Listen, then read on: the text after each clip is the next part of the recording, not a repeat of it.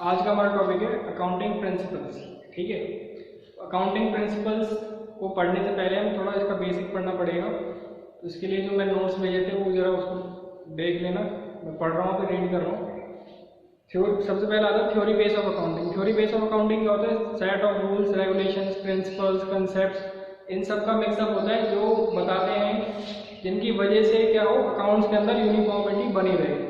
यानी चाहे वो एक सोल प्रोप्राइटर अकाउंट बना रहा है या फिर एक बिजनेस ऑर्गेनाइजेशन जो कंपनी होती है वो अकाउंट बना रही है, या कोई और लोग जो बिजनेस रन कर रहे हैं अकाउंट मेंटेन करते हैं, तो उन सभी का जो अकाउंट है एक तरीके से बने, उन सभी में एक समरूपता हो। तो उसके लिए हमें गाइडलाइन दी जाती हैं, रूल्स एंड रेगुलेशन दी जाते हैं, कंसेप्ट्स और कन्वेंशन दी जाती हैं। तो इसी चीज़ को क्या कहा गया है? Theory base of accounting. इसके बाद आता है meaning of accounting principles. Accounting principles क्या होते हैं हमारे? Unlike in the past when accounting statements were largely needed by the proprietor, these days accounting statements are needed by various parties who have vested interest in the business, namely proprietors, investors, creator, government and many others. पहले के ज़माने में क्या था कि कोई भी interest नहीं लेता था। जो अकाउंट से मेनली वो जो बिजनेस का ओनर है, जो बिजनेस चला रहा है, सिर्फ उसके लिए ज़रूरी होते थे, उसी का इंटरेस्ट रहता था अकाउंट्स के अंदर। लेकिन आज के समय में जो है वो बदल चुका है। आज जो है जो भी लोग जिसका इंटरेस्ट उस बिजनेस ऑर्गेनाइजेशन के अंदर है, चाहे उस ऑर्गेनाइजेशन का वो क्रेडिटर है यानी वो उसने उसको लोन दे रखा है, या उसका डेटर है, उसका कोई और कस्टमर है, किसी ने उसमें पैसा इन्वेस्ट कर रखा है बिजनेस के अंदर, तो सभी जो लोग हैं ये इंटरेस्टेड पार्टीज होते हैं। इसमें गवर्नमेंट भी इंटरेस्टेड होती है इस तरह के उसमें बिजनेस में। तो बहुत सारी पार्टीज होती हैं, सभी को इनके अकाउंट चाहिए होते हैं, अकाउंट का रिकॉर्ड चाहिए होता है। तो बहुत सारी पार्टीज होती हैं इनके अंदर इनको। अब इन सभी के लिए accounting statement disclose the profitability and solvency of the business to various parties. जो अकाउंट्स को हम मेंटेन करते हैं, बुक्स ऑफ अकाउंट, वो क्या बताती है? प्रॉफिटेबिलिटी बताती है कि कितना बिजनेस ने प्रॉफिट कमाया है या लॉस इनकर किया है। ठीक है, और तो उसकी क्या सॉल्वेंसी, सॉल्वेंसी का हमने मतलब बताया था, उसकी क्या वो डेब्ट पे करने के काबिल है, कैपेबल है कि नहीं है। ठीक है, सॉल्वेंसी के बारे में पता पड़ता है। तो इसलिए ये नेसेसरी है कि जो स्टेटमेंट्स हैं should be prepared according to some standard language and set rules. तो इसलिए कहा गया कि जो अकाउंटिंग बुक्स ऑफ अकाउंट्स होती हैं हमारी, वो एक सेट रूल्स और रेगुलेशंस के थ्रू और एक सेट लैंग्वेज में मेंटेन करना ज़रूरी है। और इन सभी जो रूल्स होते हैं, रूल्स एंड रेगुलेशन को बोलते हैं हम generally accepted accounting principles. Generally accepted accounting principles, short form में इनको गैप बोलते हैं, GAAP। ठीक है, these principles have been generally accepted by all accountants all over the world as general guidelines for preparing the accounting statement। और जो gaps के जो प्रिंसिपल्स होते हैं, ये सभी जो भी अकाउंट मेंटेन कर रहा हो, सभी अकाउंटेंट्स इसको फॉलो करते हैं अकाउंट बनाते समय। These principles have developed over a course of period from usage, reason, common experience, historical precedent, statement of individual, professional bodies and regulation of government agencies। तो इनमें काफ़ी जो प्रिंसिपल्स जो बने हैं, ये काफ़ी चीज़ों के बाद, काफ़ी रिसर्च के बाद, अलग अलग कारण में से कोई कमी रह जाती है, तो गलती पता पड़ती है, तो उसको बदलाव करके ठीक किया जाता है। कुछ इसी गाइडिंग बॉडीज होती हैं भाई कैसे हमें अकाउंट्स मेंटेन करने हैं। जैसे हमारे इंडिया के अंदर गाइडिंग बॉडी जो है अकाउंट्स मेंटेन करने के लिए, वो है institute of chartered accountants of India.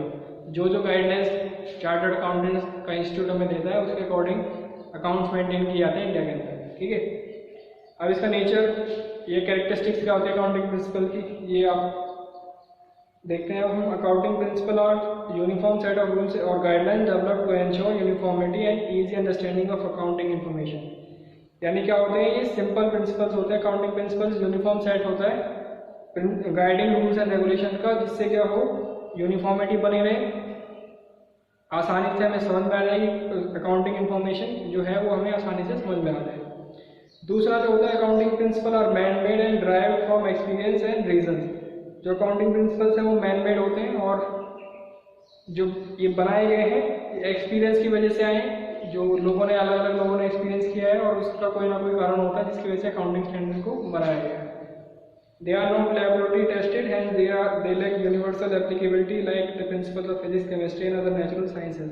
ये लैब के अंदर टेस्ट नहीं किए गए, इसलिए ये जनरली एक्सेप्टेड नहीं, मतलब पूरी तरह से एप्लीकेबल नहीं होते, हर जगह पे एक जैसे एप्लीकेबल नहीं होते।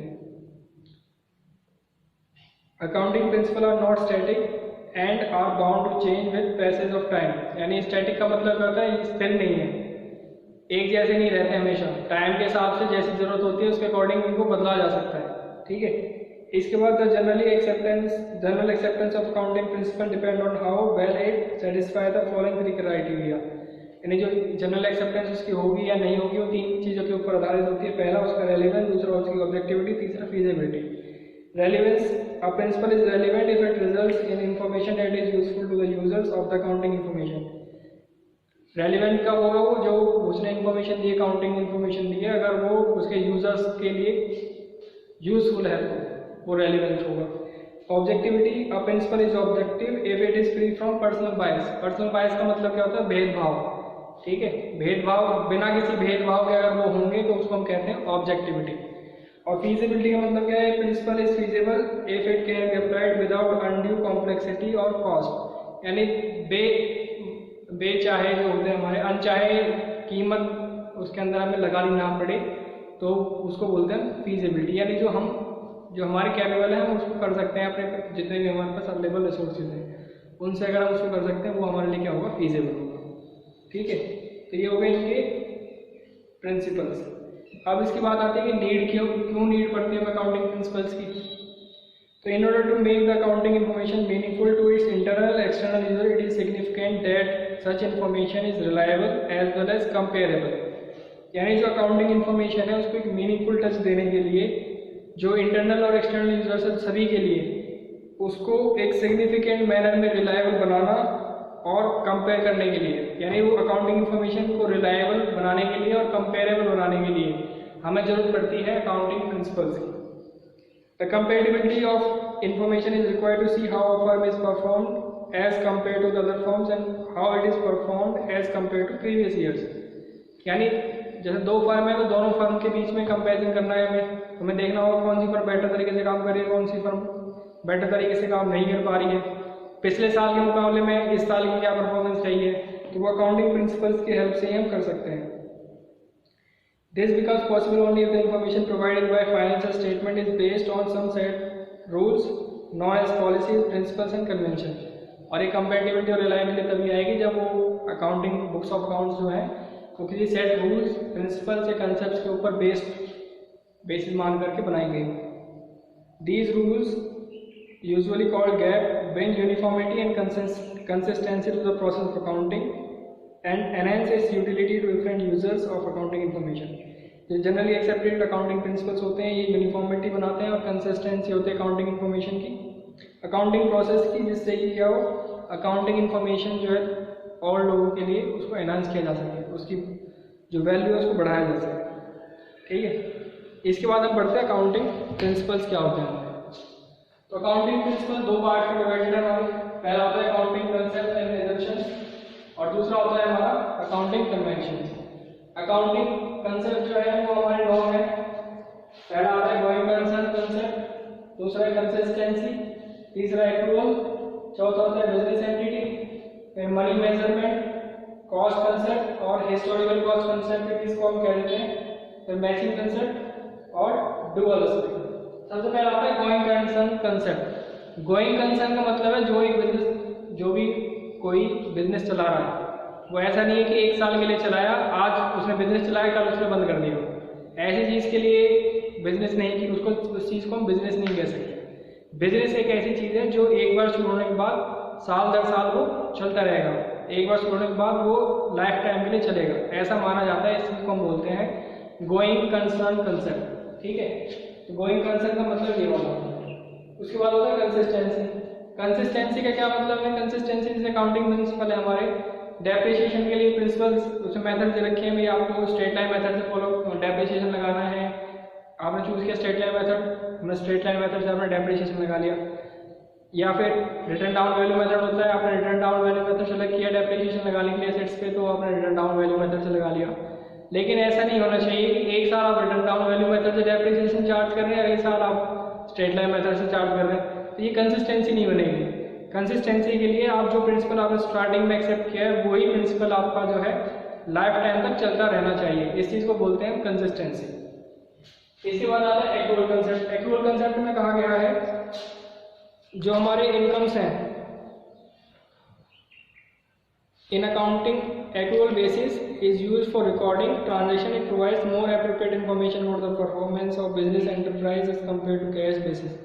वैसे अगर हम देखें एक्रूअल कंसेप्ट का मतलब क्या है, सिंपल से शब्दों में देखते हैं हम, कोई भी आदमी कहीं पे काम कर रहा है तो 1 महीने के बाद उसकी जो वेजेस होंगी या सैलरी होंगी वो एक डे बन जाएगी। जब उन कंपनी पे कर देगी तो वो ठीक है पेमेंट मिल गई। अदरवाइज क्या होगा, जैसे उसका 1 महीना पूरा होगा, जैसे उसने 1 तारीख को ज्वाइन किया किसी भी ऑर्गेनाइजेशन के अंदर, जैसे उसने 1 महीने तक वहाँ पे काम किया तो उसकी सैलरी हो जाती है ड्यू। 1 महीना होते ही उसकी जो सैलरी होगी वो एक्रू हो गई, चाहे उसकी पेमेंट जो है वो अगले महीने में जाकर के 7-8 तारीख में हो या 1 तारीख में कर दे या 31 तारीख में कर दे महीने की, लेकिन उसकी सैलरी जो ड्यू होगी, जो एक्रू होगी, वो उसी दिन हो जाएगी जो महीना का आखिरी दिन आएगा। इसको बोलते हैं कैश एक्रूअल बेसिस। ठीक है, तो एक्रू हो जाएगा, जो भी हमारे एक्सपेंसेस हैं, जो भी हमारे इनकम्स हैं, वो इसी तरीके से एक्रू होते चले जाते हैं जैसे उनकी ड्यू डेट आती है। तो इसमें बोला गया accrual concept applies equally to revenues and expenses. In an accrual concept it is record revenue, accrual concept revenue is recorded when sales are made और services are rendered and it is immaterial whether cash is receive और not. ठीक है, similarly according to this concept expenses are recorded in accounting period in which they assist in earning the revenue whether the cash is paid for them or not। यानी चाहे जो भी expense हमने किए हैं या कोई भी हमने सेल किया, कोई भी रेवेन्यू हमें आया, कोई भी इनकम हमें आई है, उसके बदले में हमें कैश मिला है या हमने कैश पे किया है, ये कोई मैटर नहीं करता। जब भी हमने वो एक्सपेंस किया हो या इनकम अर्न करी होगी, हम उस दिन ही उसकी रिकॉर्डिंग कर देंगे, और जब कैश पेमेंट होगा तो कैश की रिकॉर्डिंग उस दिन होगी। ठीक है, इसको हम बोलते हैं एक्रूअल सिस्टम। कैश बेसिस में क्या होता है, जब कोई एक्सपेंस किया जाएगा, जब उसको कैश में किया जाएगा, कैश दिया जाएगा उसके बदले में, तभी उसकी रिकॉर्डिंग की जाती है। कोई भी इनकम हमने कमाई जब उसके पैसे में मिलेंगे कैश में, तब उसकी रिकॉर्डिंग की जाएगी, उसको बोलते हैं cash basis of accounting. Accrual basis में जब भी हमें इनकम हुई, उसके बदले में कैश मिला या नहीं मिला कोई मैटर नहीं करता। कोई एक्सपेंस हमने किया उस इनकम को कमाने के लिए, उसके बदले में हमने कैश की पेमेंट करी है या नहीं करी है, कोई मैटर नहीं करता। जब हमने एक्सपेंस किया हो तभी उसको हम रिकॉर्ड कर लेंगे। ये इसी कंसेप्ट को हम कहते हैं accrual basis of accounting. Next है हमारा business entity concept. Business entity का मतलब क्या होता है, जो बिजनेस ऑर्गेनाइजेशन है और जो उसके ऑनर्स हैं। बिजनेस की एक अलग आइडेंटिटी है, ऑनर्स की एक अलग आइडेंटिटी है। बिजनेस एंटिटी का मतलब क्या होता है, बिजनेस की आइडेंटिटी। ठीक है, बिजनेस की आइडेंटिटी अलग है उसके ऑनर्स से। According to this concept, business is treated as a unit separate and distinct from its owners, creditors, managers and others। यानी जो भी बिजनेस में हिस्से होते हैं, जो बेसिकली तो ऑनर से देखा जाता है, जो बिजनेस के ऑनर होते हैं वो अलग होते हैं और बिजनेस का जो आइडेंटिटी होती है वो अलग होती है। ठीक है, बिजनेस के ऑनर की आइडेंटिटी अलग और बिजनेस यूनिट की आइडेंटिटी अलग, यही कहा गया है बिजनेस एंटिटी कंसेप्ट के अंदर। बाकी डिटेल में आप उसमें तो पढ़ लेना, जो मैंने आपको भेज देती हूँ।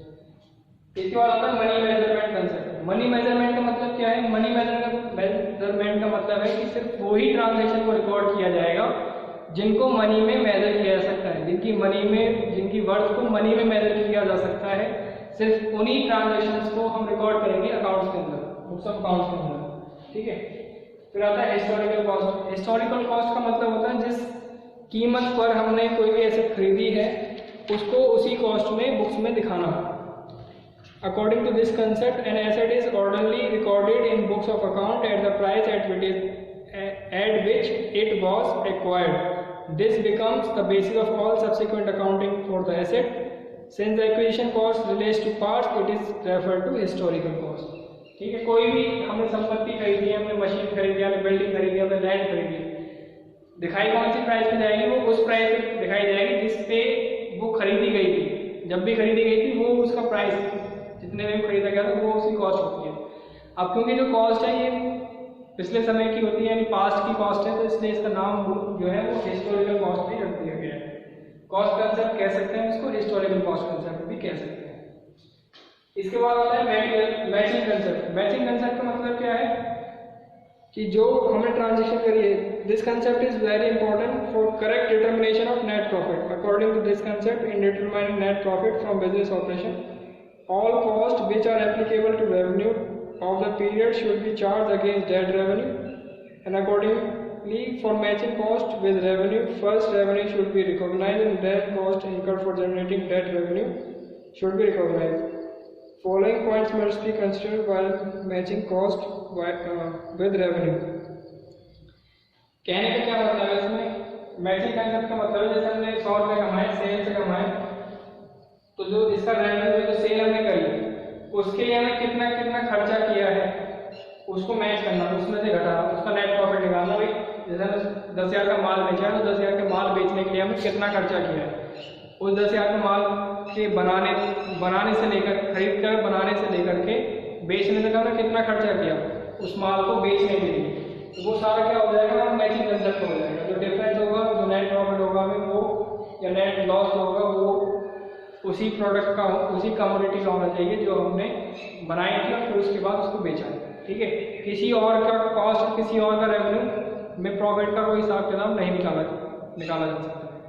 जो भी हमने कमोडिटी बेची है, उस कमोडिटी को खरीद कर हम जब लेकर आए थे, या हमने उसको रॉ मटेरियल उसको खरीदा, फिर बनाया, उसके बाद बेचा है, तो बेचने तक हमने जो भी उसका खर्चा किया है वो पर्टिकुलरली उसी सेल से हमें डिडक्ट करना है जिस प्रोडक्ट को हमने बनाया था या खरीदा था। ठीक है, इसके बाद आता है dual aspect concept. Dual aspect का मतलब क्या होता है, एक एंट्री, जो भी एक ट्रांजैक्शन होती है बिजनेस ट्रांजैक्शन, उसको कम से कम 2 अकाउंट्स में रिकॉर्ड किया जाता है, 2 से ज़्यादा में भी वो रिकॉर्ड की जा सकती है। ठीक है, डुअल एस्पेक्ट में जो भी बिजनेस ट्रांजैक्शन हमने की है वो कम से कम 2 अकाउंट्स के अंदर रिकॉर्ड की जाएगी, और 2 से ज़्यादा के अंदर भी उसको रिकॉर्ड किया जा सकता है। ठीक है, लेकिन कम से कम 2 अकाउंट को अफेक्ट करेगी। जैसे हम कह रहे थे सेल की गई 10,000 रुपये कैश में, माल बेचा गया 10,000 रुपये का कैश में, नगद बेचा गया, तो यहाँ पे जो हम एंट्री पास करेंगे कि जनरल एंट्री बनेगी cash account to sale account, cash account debit to sales account. ठीक है, तो यहाँ पे 2 अकाउंट आए हमारे, कैश अकाउंट आया उसको हमने डेबिट किया है, और दूसरा सेल्स अकाउंट आया जिसको हमने क्रेडिट किया है, तो 2 अकाउंट्स को इफेक्ट किया एक ट्रांजेक्शन में। ठीक है, इसी तरह से 3 अकाउंट को भी अफेक्ट कर सकती है। जैसे 10,000 का माल बेचा गया, नगद में बेचा गया और 5% डिस्काउंट में बेचा गया। 10,000 का माल 5% डिस्काउंट में नगद बेचा गया, तो 10,000 का 5% आप निकालोगे कितना बनेगा, 500 रुपये। ठीक है, तो 10,000 तो बढ़िया, यहाँ 500 हो जाएगा, 500 रुपये आएगा। डिस्काउंट तो है, इसकी जब एंट्री पास करेंगे तो एंट्री बनेगी हमारी cash account debit, discount account debit to sales account. ठीक है, कैश को डेबिट करना है, डिस्काउंट अकाउंट को डेबिट करना है, और सेल्स अकाउंट को क्रेडिट करना है। सेल्स में तो पूरा 10,000 रुपये दिखाया जाएगा, और जो कैश है उसमें से 10,000 में से 500 माइनस करके 9,500 दिखाया जाएगा, और डिस्काउंट में 500 रुपये। तो यहाँ पे 3 अकाउंट इफेक्ट हुए हमारे, कैश, डिस्काउंट और सेल्स। ठीक है, डुअल एस्पेक्ट में कम से कम 2 अकाउंट इफेक्ट होते हैं, और 2 से ज़्यादा भी इफेक्ट हो सकते हैं। इसके बाद आते हैं हमारे कन्वेंशन।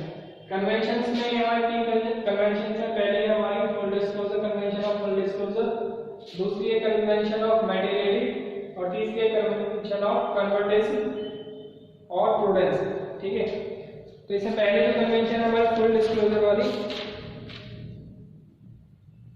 उसमें क्या कहा गया है, convention requires that all significant information relating to economic affairs of the enterprise should be completely disclosed. Full disclosure का मतलब है जो भी हमारे बिजनेस से रिलेटेड इंफॉर्मेशन है, जो रेलिवेंट इंफॉर्मेशन है हमारी सारी, वो पूरी तरह से डिस्क्लोज करनी पड़ेगी हमें सबके सामने। ठीक है, जो भी पार्टीज इंटरेस्टेड है हमारे बिजनेस के अंदर, उसको सभी को पता होना चाहिए उनके मैटेरियल इंफॉर्मेशन जो बिजनेस की होती है। ये कहा गया कन्वेंशन ऑफ फुल डिस्क्लोजर के अंदर, बाकी डिटेल में बुक से पढ़ना होगा। दूसरा है यहाँ पे कन्वेंशन ऑफ मेटेरियलिटी। मेटेरियलिटी इसका मतलब क्या है, ऐसे जो आइटम्स हैं जिनका मैटेरियल इंफॉर्मेशन नहीं है, यानी जो रेलिवेंट नहीं होते हैं बिजनेस के लिए कि वो किसी आउटसाइडर को उसे डिस्क्लोज करे, ऐसी चीज़ों को वो चाहे तो मर्ज करे, ना डिस्क्लोज करे, तो वो उसके ऊपर डिपेंड करता है बिजनेस के। ठीक है, रेलिवेंट इंफॉर्मेशन का डिस्क्लोजर करना जरूरी है, वो इस कन्वेंशन के अंदर आ जाता है। जो नॉन रेलिवेंट जो इन्फॉर्मेशन है उसका डिस्क्लोजर करना कोई ज़रूरी नहीं है, वो इस कंसेप्ट के वजह से।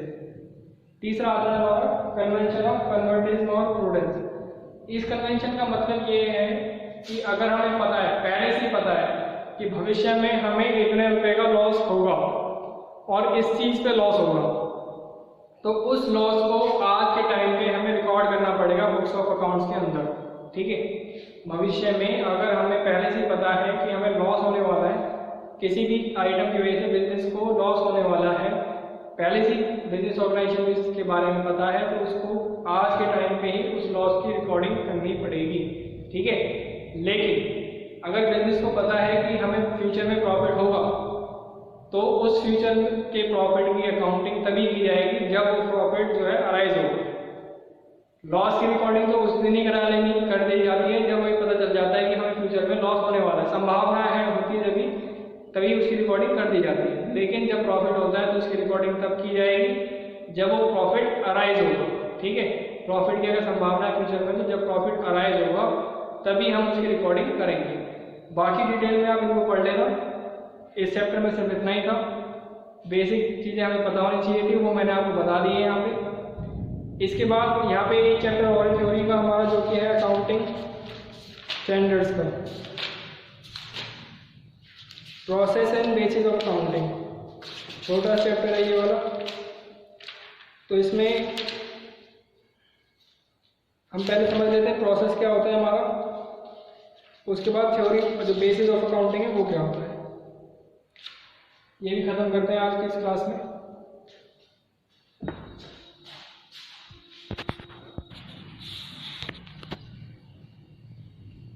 ये अगला चैप्टर है हमारा process and bases of accounting, छोटा चैप्टर है, ठीक है।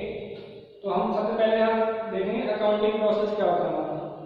सबसे पहला स्टेप होता है हमारे प्रोसेस में identification of business transaction. Business transaction क्या होती है, हमने ये पहले पढ़ा था।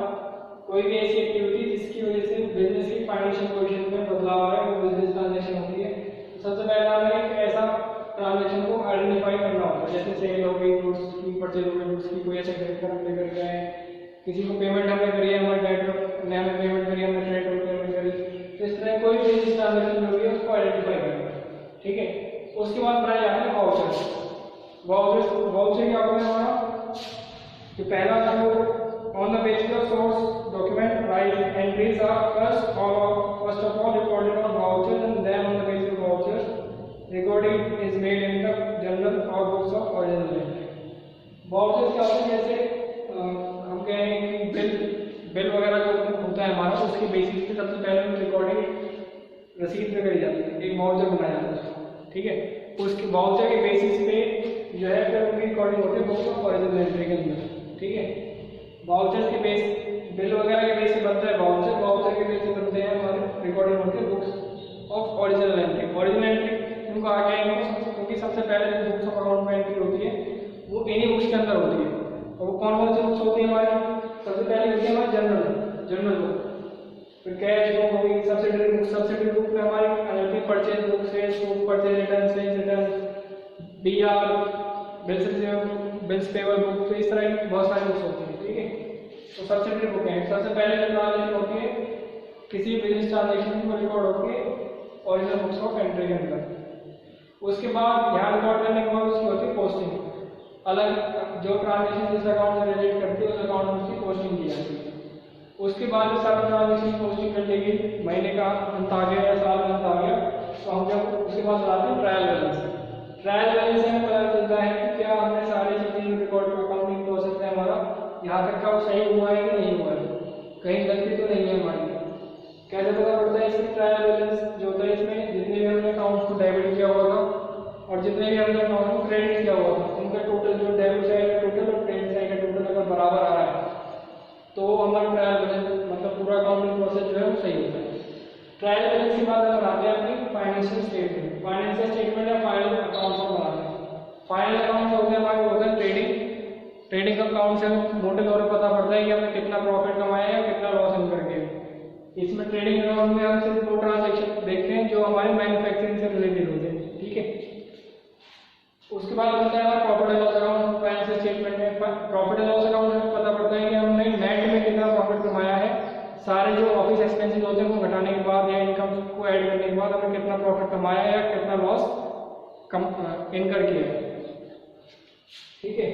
उसके बाद होता है फिर हमारा बैलेंस शीट। बैलेंस शीट बताती है हमें ट्रू फाइनेंशियल पोजीशन बिजनेस की, कितने बिजनेस की कितनी लायबिलिटीज हैं साल के अंत में, कितने उसके पास एसेट्स वगैरह हैं, ठीक है। उसकी फाइनेंशियल पोजीशन क्या है वो बिजनेस वो बताती है हमें बैलेंस शीट। ये हमारा अकाउंटिंग प्रोसेस है। सबसे पहले बिजनेस ट्रांजैक्शन रिकॉर्ड की आइडेंटिफाई की जाएगी, फिर बाउचर्स बनाए जाएंगे उसके, उसके बाद उनकी ओरिजिनल बुक्स ऑफ एंट्री के अंदर रिकॉर्डिंग की जाएगी, फिर उसके बाद उनकी पोस्टिंग होती है लेजर के अंदर, फिर उनका बनता है ट्रायल बैलेंस और उसके बाद होता है उनका उनसे बनता है फाइनल अकाउंटिंग, ठीक है। तो ये है पूरा सारा अकाउंटिंग प्रोसेस। इसके बाद हमें एक चीज़ और पढ़नी है इसके अंदर, बेसिस ऑफ अकाउंटिंग। तो बेसिस ऑफ अकाउंटिंग जो है हमने बताया था दो तरह के होते हैं, कैश बेसिस ऑफ अकाउंटिंग और एक्रूअल बेसिस ऑफ अकाउंटिंग, ठीक है। तो कैश बेसिस ऑफ अकाउंटिंग में हमने बताया कि जो भी हम कोई भी खर्चा करेंगे या कोई भी हमें इनकम होगी तो जब हम उसकी रिकॉर्डिंग कब करेंगे, जब हमें कैश मिलेगा या हम किसी को कैश पे करेंगे तभी हम उस चीज़ की रिकॉर्डिंग करेंगे। जैसे हमने किसी से माल खरीदा, उधार खरीदा, तो जब हम उधार खरीदा उसकी हम रिकॉर्डिंग नहीं करेंगे बुक्स ऑफ अकाउंट के अंदर। जब हम उसकी पेमेंट करके आएंगे उधार जो हम माल हमने खरीदा था उस दिन हम उसको रिकॉर्ड करेंगे अपने बुक्स ऑफ अकाउंट के अंदर। तो ये होता है हमारा कैश बेसिस ऑफ अकाउंटिंग। लेकिन जब कंपनी जो एक्रूअल बेसिस फॉलो करती है तो उस केस में जब वो माल उधार खरीद कर लेकर के आएगा, माल खरीद कर लेकर के आया, चाहे वो उधार खरीद कर लेकर के आया या कैश में खरीद करके लेकर आया, वो उसी दिन उसकी रिकॉर्डिंग करेगा। ये होता है हमारा एक्रूअल बेसिस ऑफ अकाउंटिंग, ठीक है। तो हमने यहाँ पढ़ लिया अपना अकाउंटिंग प्रोसेस और बेसिस ऑफ अकाउंटिंग। तो हमारा 4 चैप्टर है थ्योरी के वो कंप्लीट हो गए। इसमें एडवांटेजेस डिसएडवांटेजेस जो इन मेथड्स की है वो आप पढ़ लेना। तो मैं ये बोल रहा हूँ, कोई डाउट हो तो उसमें मेरे से पूछ सकते हैं बेसिस ऑफ अकाउंटिंग में, अगर कोई डाउट हो तो, ठीक है। आज की क्लास यहीं खत्म होती है हमारी। अगली क्लास में हम आगे के चैप्टर्स को डिस्कस करेंगे। Thank you.